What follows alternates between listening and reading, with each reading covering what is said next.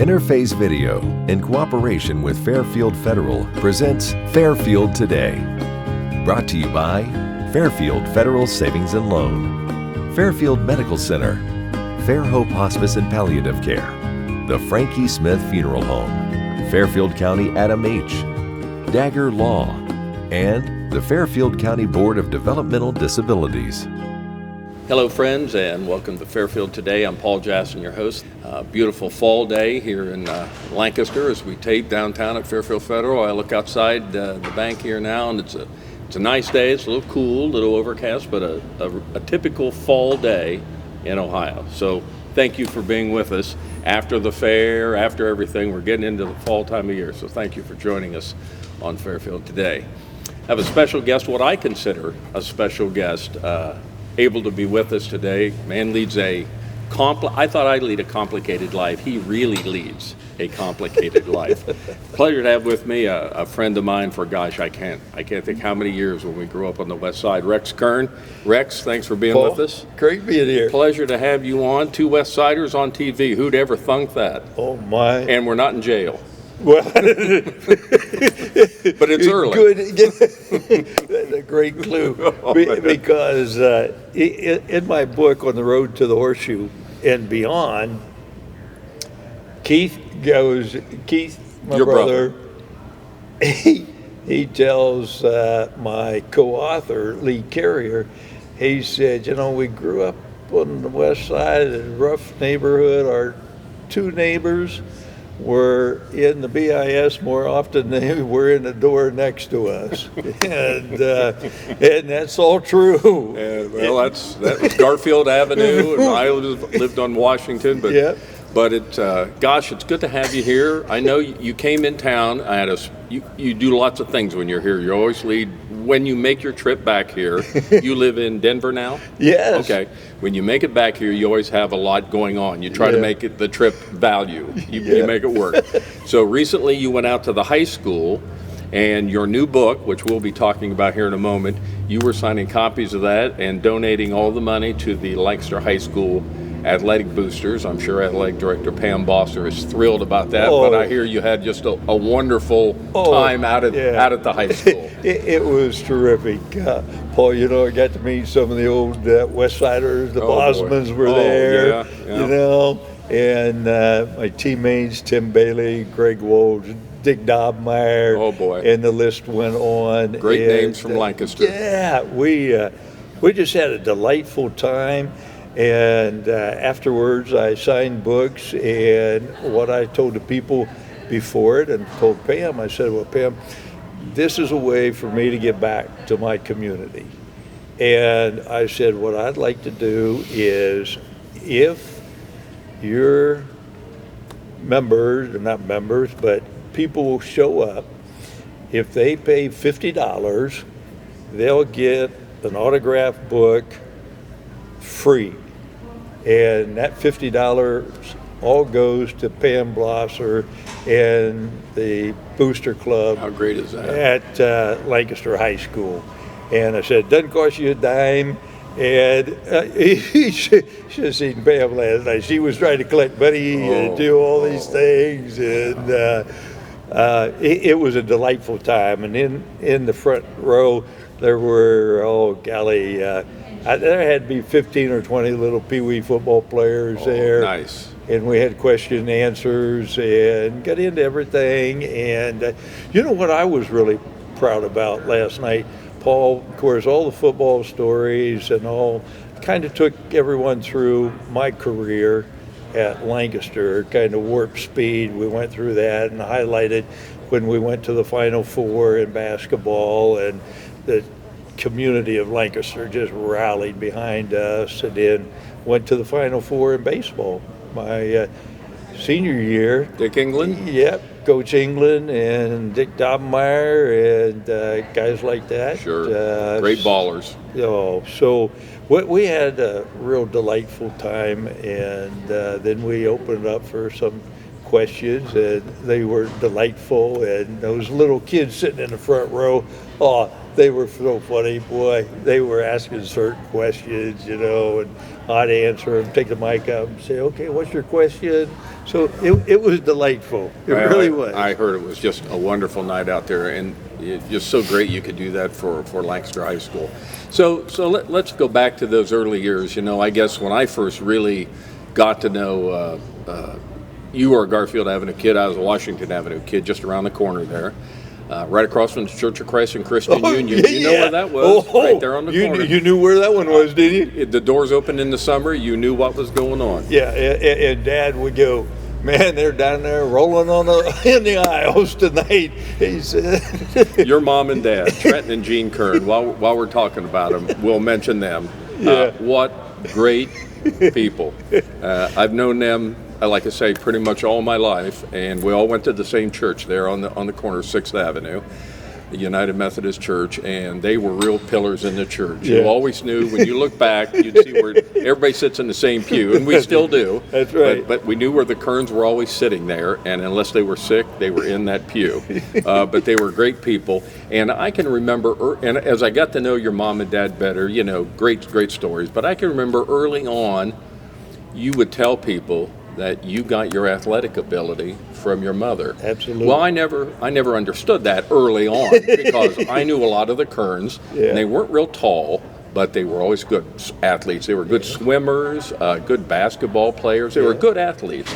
And it wasn't until years later that I understood that, and your mother was taken into the Amanda Clear Creek Hall of Fame. Yeah, she and sure I was. can remember she told me, she says, I was faster than all the boys. Nobody could catch me unless I wanted them to. And she must have wanted your dad to catch her. Because Dad was slow. Dad was slow. But yeah, Mom was an athlete. Yeah. I'll tell you what, she coached when we had Pony League, and Keith's team played down at Hockey Park. Yeah.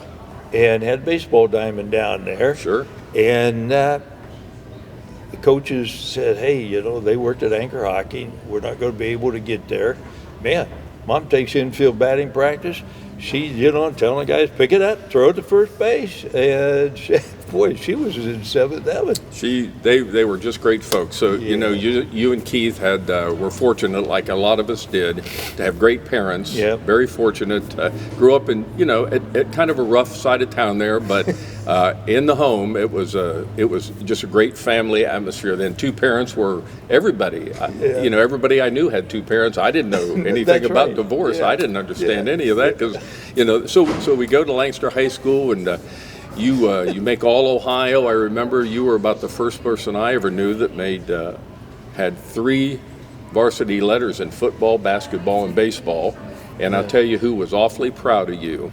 My wife's uncle, Dwight Kane. Oh, shoot, was your principal. Absolutely. And my principal at General Sherman. He was the first principal at General Sherman, and he was always so proud. I think he, like all of us, we take credit for what you turned out, and I think he did. But I know he was a good influence on you, the kind of man he was at General Sherman. Oh, he was. Yeah, Mr. Kane. And of course, Dad bought the house from Mr. Kane. Yes. Yeah, Kane's owned that. No, he was just a stature of who you want to be. A real gentleman. He really was. He was quiet. And of course, after he was principal, somebody else came in, and I kind of got in trouble down there. So shocking. Yeah. But anyway, Dwight Kane was just, what did he run the 440? Was it? No, he ran the low hurdles. Low hurdles. He run I don't know what the distance, but he held the world record. Not the high school record. He went to Ohio Wesleyan. And he held the world record in the low hurdles, and actually was in the Olympic tryouts. And back then they had cinder tracks, and in the heat before him, somebody had nailed in a starting block, and he fell in a hole. He was leading, but he fell in a hole, and he fell and didn't make the Olympics. Otherwise, he would have been our first ahead of Gene. Yes, right. But he thought so much of you and your family. Oh yeah. He was just a real gentleman. It was a Kane. That's the way the Canes were. They were Canes.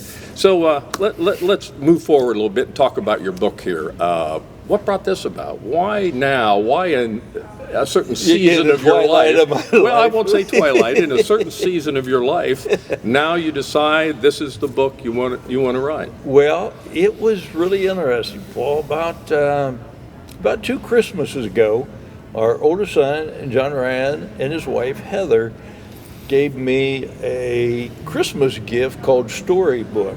And what that is all about, the Storybook would send you a question bi-monthly or monthly and write about you growing up and, pass your stories down to your kids and grandkids. Well, our kids, John Ryan and Michael, they got the flavor kind of me, but the grandkids and, all the other kids, they look at their granddad, Papa, man, you've got all this stuff, and they don't know what we lived with on the West Side. Yeah, and it's a different world for them. And thankfully. Yeah, thankfully. And so I'm flying. I must come in yesterday. I'm flying in, and Paul, I'm telling you what, this real attractive blonde, she's probably in her mid-20s, sits down next to me on the airplane. And I'm thinking, how lucky am I? Okay, and I'm sitting there, and I don't say this to her, but she's got ragged jeans on that are ripped at the, and that's the style today. Sure. And you know what I wanted to tell her? I'm guessing there's a West Side moment here. This is Rex Kern moment. Okay. I wanted to say, when I grew up, I wore those kind of jeans and I was poor. And I was going to say, I know that's the style today, but, there was a time when you didn't want to wear those. You didn't want to be caught dead in a pair of those. And so it's a different time now. Different time. So it really dated me, but I bit my tongue all the way and did not say. Good boy. But Trent would have told her that. I guarantee you that. So your time at Ohio State, that was really a magic time. It was. I can remember, you may not remember it, I can remember, I got drafted into the Army. Yes. You were drafted at Ohio State. And right before I went in the Army, which is September 13th, 1967, you were getting ready to go to Ohio State, and we were at Rising Park throwing the football. Oh, yeah. Right before I went in the Army, and I suspect right after that, you went up to Ohio State. Of course, back then, freshmen couldn't play. You just JV team. You played there. And then your super sophomore class, Woody was so proud of that. I mean, you guys were loaded. We saved Woody's job. Oh, boy. The year before, I remember sitting in the stands as a freshman, and Purdue had just thrashed us, 42 or 45 to 6. And Larry Catuzzi was an assistant coach at that time. He coached the quarterbacks. And he grabbed a hold of Larry Zelina and I after the game, because freshmen, we went in to the locker room, and he said, I don't want you guys to ever let this happen again in this stadium. Well, Coach Catuzzi left to take a head coaching job elsewhere, and George Chomp comes in. George is a high school coach from Harrisburg, Pennsylvania. And with the amount of talent we had on that freshman team, we were beating the varsity all the time. And if you look at that varsity in 1967, they got better as the year went on. You pushed them a bit. Yeah. And the great thing about that, Paul, is when we became eligible to play as sophomores, they embraced us. It wasn't like, well, why are you taking my spot? How great is that? And that really brought that 68 team together. We had great leadership. We had Dave Foley, Johnny Malbach was my center. We had Rufus Mays, and the list went on. And then you bring in guys like Jack Tatum. A fair player. Yeah. John Brockington, Leo Hayden, Boy. Bruce Jankowski, Ron Masajowski, who saved us many times. He was so close to you. Yeah. I always put Mace in the worst position, When he came in, it wasn't good. Good, yeah. And he always pulled a rabbit out of the hat. But that was just an amazing year. So you go through and you really dominate. Yes. As sophomores. Yeah. And back then, you were the lowest class that was able to play. So you dominate all year. You win the Big Ten. You go out to the Rose Bowl. Yeah. I mean, that was the big prize then. Yeah, to go was. to the Rose Bowl for any Big Ten team was what the carrot on the stick was. Yeah. And you guys got to go, and here you're playing, of all teams, one of the great teams from the West Coast, Yeah. USC, O.J. Simpson, a Heisman Trophy winner, and you guys went in there and played your game. Well, we played at least in the second half. Yeah, well, and toward the end of the first half, because boy, they jump off quick, Yeah. and we're down 10-0. And I remember distinctly going into the huddle, of course, being a sophomore quarterback, and I'm looking at our offensive line, and we had dominated their defensive line, but we just missed on. I wasn't playing my best at that point in time, because 2 weeks before the Rose Bowl, Woody has this great idea. When we came back from finals, we're working out in the French Field House, and one of our teammates said, "Hey, Coach, could we go to California earlier to get acclimated to the temperatures?" And Woody said, "Well, we're not allowed to go any earlier." So we show up, and he's got French Field House turned up to 87 degrees. That's your acclimation. We're acclimated. So we go in, and when we break up into individuals, the quarterbacks, we really had a strenuous pre-workout, because we had to go, and since we threw darts at a dartboard so that our follow-through in the passing game was good. So Mace and Billy Long and I went over there, and all of a sudden Woody goes, "George, bring your quarterbacks over and let them hit the tackling dummy like the fullbacks and the halfbacks." So being a starter, I'm the first guy up, and I hadn't played safety for 2 years, or 1 year. And I hit the tackling dummy, and I dislocate my left shoulder. And I go down, and Woody goes, Rex, what's wrong? I said, "Coach, I think I dislocated my shoulder." He goes, "Oh, you could probably figure out what Woody said." And it's interesting, on the sidebar here, Paul, in the book, I have an amazing schedule of endorsements on this book. I heard some of the names. And, you talk about R.G. Griffin, you talk about Jack Nicklaus, Jimmy Tressel wrote the foreword, Jerry Lucas, who was one of my favorite guys. Oh, we grew up idolizing him. Absolutely. And so on and on that book goes. But anyway, Woody says, "Get trainer over here," and so I don't practice till I go to the West Coast. And so we're down 10-0. I walk into the huddle, and I see our guys, and I said, we better get this thing together, because I don't want to go back on the plane and have 2 more years with that guy standing on the sideline unhappy.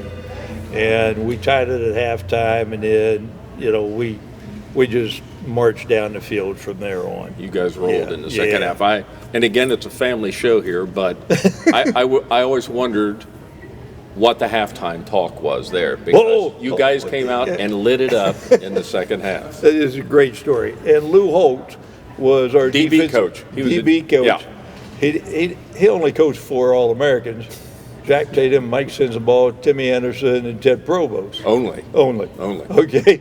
So anyway, OJ goes 80 yards in that first half. Oh, yeah. He outruns us, and he could gun all the way to the ocean. So Woody's stalking, trying to find Lou Holtz at halftime because Lou knows he's in trouble, so he's hiding. and all of a sudden, Woody catches him. And Woody was a boxer in the Navy. So he catches Lou by the throat and pins him against the wall. Woody, and Lou was a little guy. Little guy. Yeah. And he goes, "Why'd OJ go 80 yards?" Lou goes, "That's all he had to go, Coach." He said, "Okay." But he didn't do that in the second half. Yeah, he got him straightened around. So you guys win the national championship, and then as a nice sidebar, you met a young lady out there that you seemed to spark a little bit, and now 50-some years later, she still misses Rex Kern. Yes, I don't know why she stays with me. Now, wasn't she in the court she of was the a Queen's Rose Court? Princess. That's amazing. So did she go to USC? She was a freshman at Pasadena City College. Okay. In the state of California, they have a great junior college system. Sure. And very inexpensive. And so she went there and then transferred to Ohio State. And she graduated from Ohio State a year behind me. She's done all right. Yeah. You married I've up. done all right. You married up. I know that. That's what Trent would have said. You're right. Rex, stay with us. We're going to take a little break, and we'll come back. We'll tell some more war stories and just talk about the great return home for Rex Kern. Okay. Very good. Sounds terrific. We'll be back in just a moment. Guy said I can even still get into it. All right. Yeah, so... Gotta feel good to have that back on. It does. Yeah, it does. But don't ask me to play. Fairfield Federal. When it comes to our customers and our community, we go above and beyond to help. Our people make the difference. We were retiring from Tucson, Arizona, and we made a retirement trip out around Ohio, having decided that's where we wanted to be. And we came across this town called Lancaster, and we fell in love with the downtown area where the fountain is and the memorials and the flags and all this stuff. And we looked around and I said, "There's our bank right there." There's something to be said about a community bank in your hometown. Right. If you live in the community, you should do business in the community as much as possible. So it makes sense to bank with the community bank where you live. Fairfield Federal is the bank to be at. If you live in this town, or any town actually, you want to bank at a local home bank. And the employees are happy here, they're conversant, customer service is through the roof. There's nothing more you could ask for. Personal or business banking, whatever you need, we take it seriously because we know you do. Stop by today at any of our 3 locations and see why the difference is clear. Fairfield Federal Savings and Loan specializes in banking that revolves around you. Member FDIC, Equal Housing Lender. The Frankie Smith Funeral Home and Crematory in Lancaster and the Johnson Smith Funeral Home in Baltimore have a long and wonderful history of serving our community. Feel free to give us a call at 740-653-0652. Stop in and see us at either of our 2 locations, 405 North Columbus Street in Lancaster and 207 South Main Street in Baltimore. Respect for tradition, regard for change. Life is unpredictable. That's why estate planning is important. Estate planning provides you comfort and peace of mind knowing that you're taking care of your loved ones and ensuring your legacy lives on just as you envisioned. You lived a life that is beautifully and uniquely yours. You deserve an estate planning attorney who understands that and creates a plan as unique as you and in the best interest of your loved ones. You deserve the local, trusted, experienced attorneys at Dagger Law. Back on Fairfield Today, pleasure to have Rex Kern with us. He's home doing some things out at Lancaster High School to help the athletic program out there. It's a pleasure he took a few minutes to join us. You know, when you look back and the things you've done, All Ohio, All American, front page on Sports Illustrated, College Football Hall of Fame, got to play in the pros for 3, 4, 5 years. I mean, Is there anything that really stands out as a moment, or is it just was just so wonderful? Well, you know what was interesting? The greatest applause last night, which I was thrilled about, I was telling all the young little athletes and the high school athletes, I said, if you're fortunate enough to get a college scholarship, take advantage to get your education, because your education is going to take you much further than your athletic career will. And that's and been I it with said, you too. You know, in 4 years, I graduated with my bachelor's, and on the off season from the NFL, I continued to go to graduate school. I got my master's, and then I continued, and I got a PhD in athletic administration. And I get a great applause for that. How nice is that? Award. They recognize what that means. Yeah. What it meant to you and your talk to the kids. That's right. And it's kind of neat on the book that it is Dr. Rex Kern, PhD. You know, and the first basketball All-American at Ohio State was Dr. Jimmy Hall. He was a dentist in Columbus, and a dear friend of me and a mentor. And he said, Rex, you ought to go on and continue to do this. And he said, you know, you get a BS degree, so that's a, BS degree. Yeah. And the MS is more of the same. And then the PhD it's just piled higher and deeper. And that's exactly what it was. So we don't have to call you Dr. Kern? No. Okay. I'm from the west side. That's a good point. That's a good point. Now, let's give a plug. Where can anybody get this book? Is it available yet? Well, in fact, Keith's going to have a supply of them. Okay. And we can have them contact Keith. Okay, we can put the number up. We'll get Keith's number that he wants to put up there, and we'll get him, and they can contact him, because Keith lives locally here, on the still on the west side, the far west side, what we call the upper class. That's right, man. I'm telling you what. Dad be flipping in the grave. Oh, he would be. He wouldn't be living there. He'd still be living on Garfield Avenue. Yes, he would. That's where he would. When I signed my first NFL contract. NFL contract. NFL. Okay. Made a little money. Bundle of money. Yeah. $3,000 bonus. And so I was going to buy a Corvette from Milt Taylor here in town. Sure. I had bought over my lifetime 25, 30 cars from Milt, paid for it. And I told Dad, I said, I'm going to buy a Corvette. He said, by God, you don't bring that down here. He said, if you drive that thing down here, you park it out in the alley. He said, you don't go bringing that stuff around here. I never bought the Corvette. I bought a Chevy. I bought a Chevy. Still from Mill. Caprice. Yes. I show up at training camp, and the first round draft choice, they got Eldorados, they got Corvettes.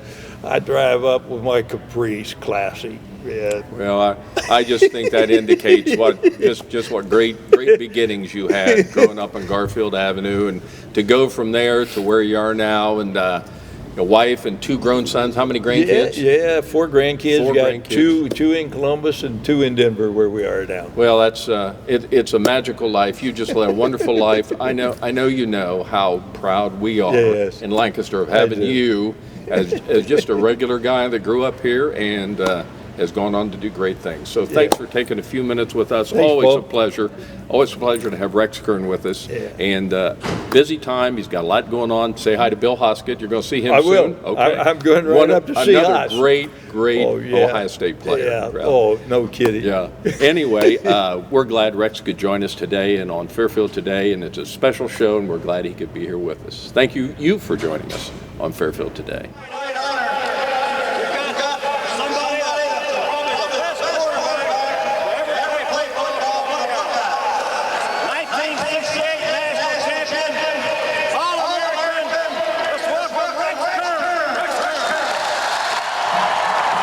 Thanks, Coach. The team that's going to win tomorrow will be the team that makes the fewest mistakes and never quit. You're going to get hit hard and often, and they'll come after you. Don't quit. Never, never, never quit tomorrow. Never.